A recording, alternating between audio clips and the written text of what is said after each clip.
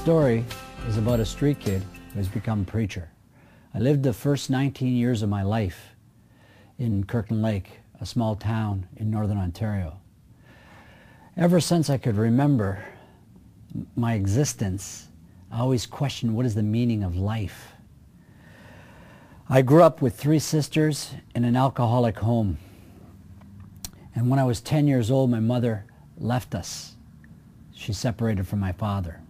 And as a result, my grandmother came in and started to look after us. Because of no discipline, because my grandma was too old, I became rebellious. And at 13 years old, I started to live on the street. I dropped out of school at 15 years old, and I only had a grade 8 education. And I began to live on the street. When I was on the street, from 15 to 19 years old, I had overdosed on drugs 3 times and almost lost my mind all 3 times. Once I was at a party, I can remember, and I'm not trying to glorify sin, I'm just trying to tell you how God took me out of that sin and kept me alive until I came to Him. Once I was at a party and I remember betting with someone that I could drink 40 ounces. I was 16 years old. In 10 seconds. I took the bottle and drank it in 10 seconds. And 5 minutes later, or 10 minutes later, I went outside at 40 below weather with a t-shirt on. And I walked around, and they told me later when I came out of it, I fell asleep and I froze on a snowbank. Somebody phoned the ambulance. They picked me up, took me to the hospital, and I was frozen. And the doctor was trying to revive me.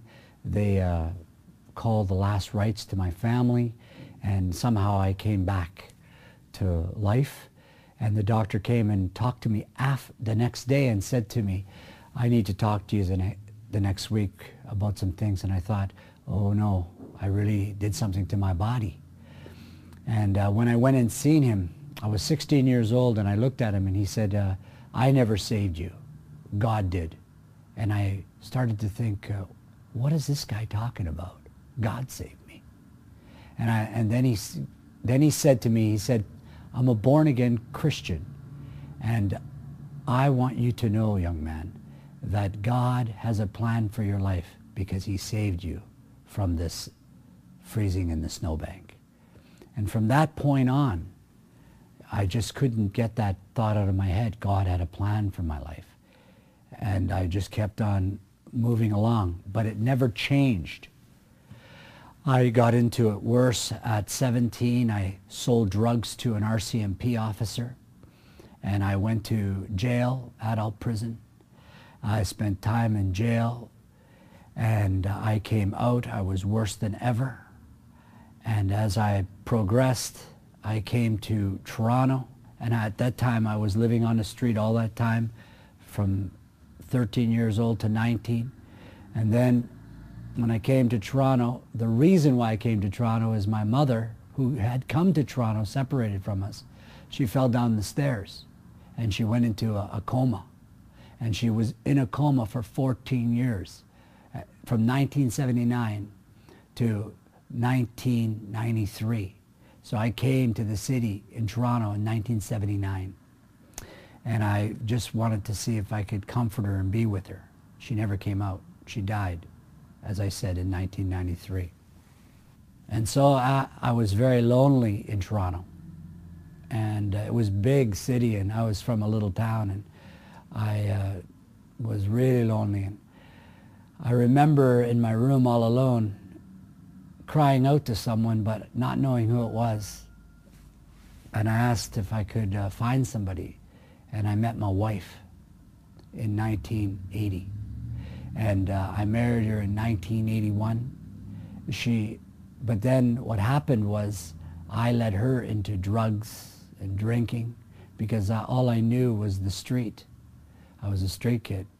And it was like hell. My marriage was like hell. And so I didn't know anything better, and I used to abuse my wife and hurt her. And in 1984, we were married for 3 years, from 81 to 84, and she left me. And that's when I really was broken and crushed. And I had no hope. And I remember having no hope through all my teens or anything. Just totally emptiness in my heart. And when my wife left me, that did it. It just crushed me. I couldn't handle it. But going back from those 3 years, 1981 to 84, my wife used to be what you call a closet Christian. She used to read the Bible to me, the book of Revelations, and I thought it was like Star Wars. But I used to go to church with her, to Rexdale Alliance Church, where we're doing this. And I used to sit up in the balcony, and I used to sleep when I listened to the pastor. And I just was bored. But in 1984, when she left me, I thought to myself, maybe that pastor can help me get my wife back. I went to him, and he told me, just surrender your life to Jesus Christ. And I thought, what does that mean? But I was at my last end, my wit's end. I was empty, I was broken. And I said to him, I'll do it. I did it, and I walked out, and there was no big bang, no nothing. I just had the determination to phone my wife to tell her, please come back. I phoned her, and it was the longest pause I could ever remember. I said, come back and we'll do it God's way. And she paused, and then she said, yes, I'll come back and we'll do it God's way. She came back in 1984. That's when I got saved, 1984, in August. She came back and she saw me read the Bible and change right in front of her. And we both got baptized 5 months later. And in 5 months, everything fell off. I was addicted to all kinds of drugs. I was addicted to alcohol from the age of, for 11 years. I don't think I was ever sober for 2 days. And all of a sudden it all fell off in 5 to 6 months. And my wife saw it, and she came real strong to Jesus. She got baptized with me in this Rexdale Alliance Church. And we have never looked back, me and my wife. And so my wife, so she came back to me, as I said. And when she came back, to this day, we're married 26 years. I have 2 children, David, who's 17, and Bonnie, who's 14. And I wouldn't have had that if Jesus wouldn't have come into my heart and gave me hope. I surrendered my life and never looked back. So if the Son sets you free, you'll be free indeed. And that's what really happened to me that night when I received Jesus and I was baptized. I was set free completely. Completely free. I've never looked back. I don't touch alcohol. I don't do drugs. I've even changed inside. I've never, ever abused my wife ever again. As a matter of fact, I've become much more gentler because of Jesus living inside of me. And my wife could attest to that. But I had a problem when I came to Jesus Christ. Many people were telling me that I had to read the Bible in order to grow as a Christian.